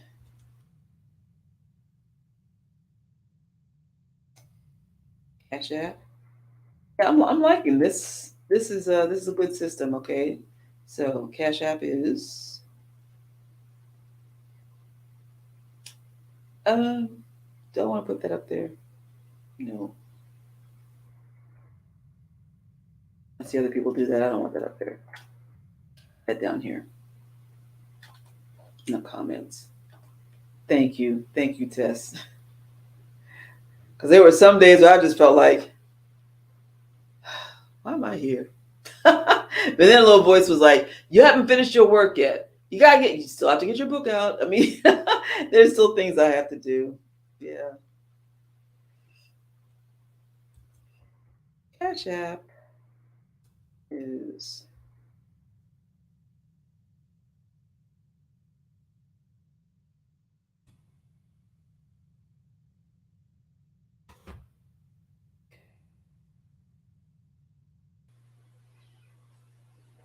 okay.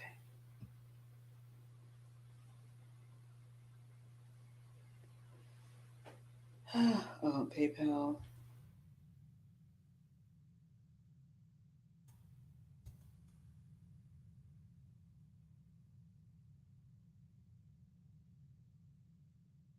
Does anybody have any questions before I go? Oh, hold on. It's Easter. I almost forgot about doing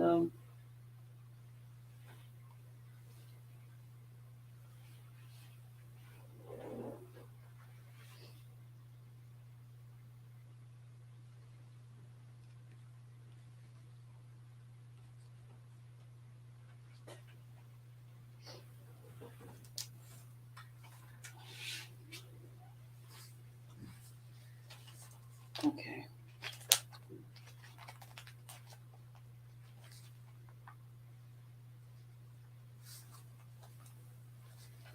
Huey Crest.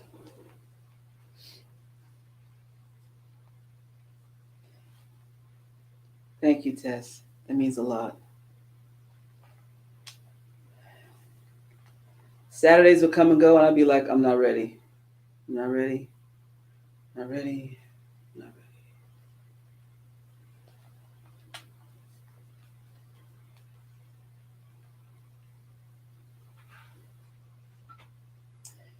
The sacred supper of Huey Karest, known today as Eucharist, was created in ancient Kemet.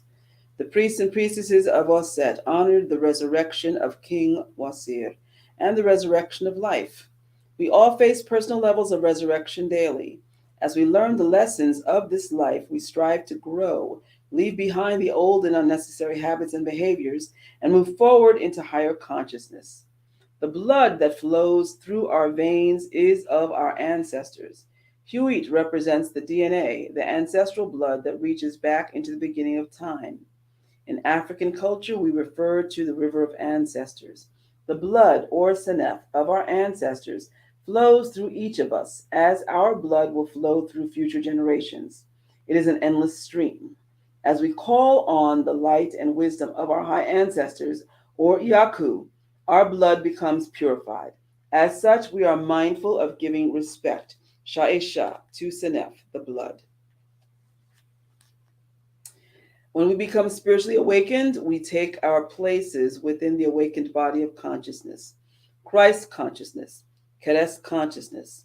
Kerest means the mummified remains or body wrapped in swaddling strips. Death to the old, yet spirit lives on. It has victory over death. We, in our spiritual growth, have victory over death and in life as we put emphasis on spirit and are not stuck in matters of the flesh and mundane.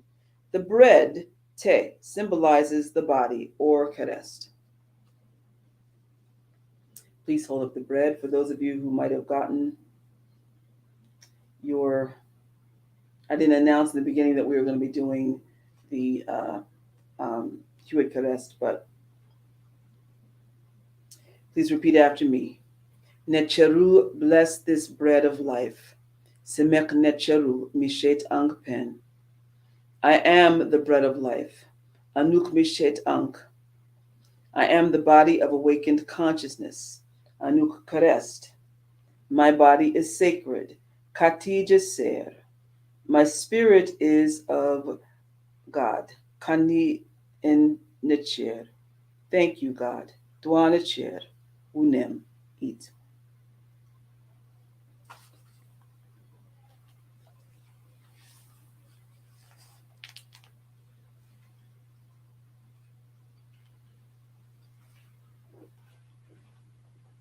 Please hold up your cup and repeat after me. Necheru, bless this blood of life. Semek Necheru, Senef Ankpen. My blood flows from the river of ancestors. Senefi Sef Ni Im Yaku. Webi, purify me. Thank you, God. Dwanachir. Baba, drink.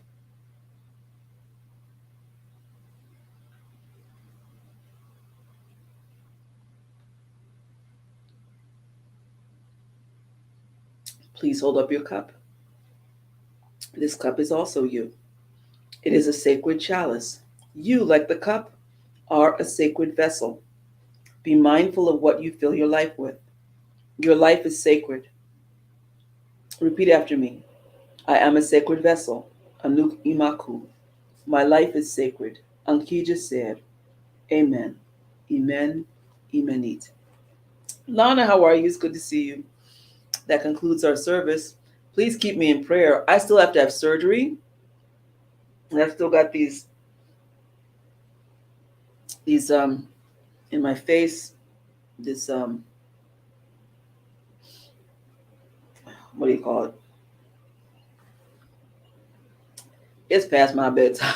But I still have to have surgery. Um and I still have pain here when I talk.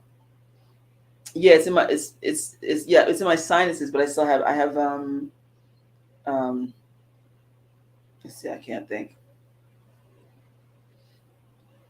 And I still have this odor that comes up in my, like today I had to put the heat on.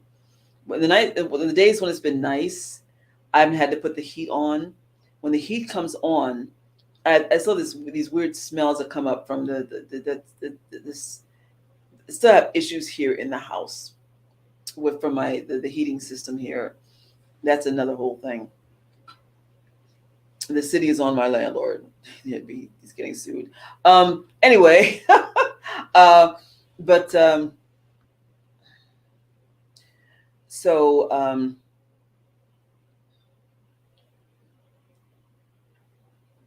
oh, thank you, thank you. Um, there was something else I was about to mention. Um,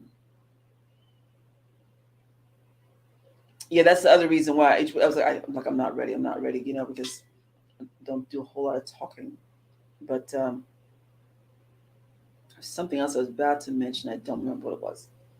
But anyway, so thank you all so much for being here, and um, enjoy the rest of this evening. I'm going to sit back and chill, and yes, please visit the websites. Um, and again, if you have any questions, please feel free to reach out. There was one more thing I just slipped my mind. I don't remember what it was. Okay, and so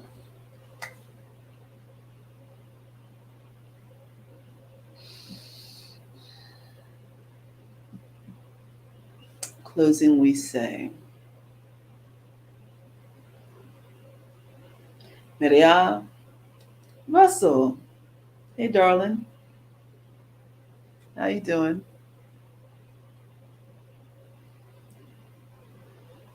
Be able to give me a buzz.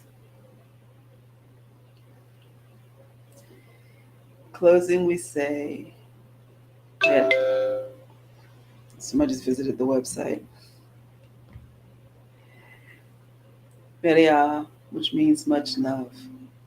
Heri, which means be at peace. Jebewi, which means to be accountable. Teni means be accountable. Jebewi,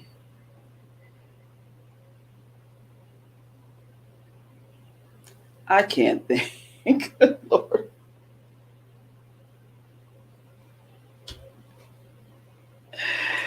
Oh, goodness gracious. Mercy. Jebewi is mercy, to be merciful.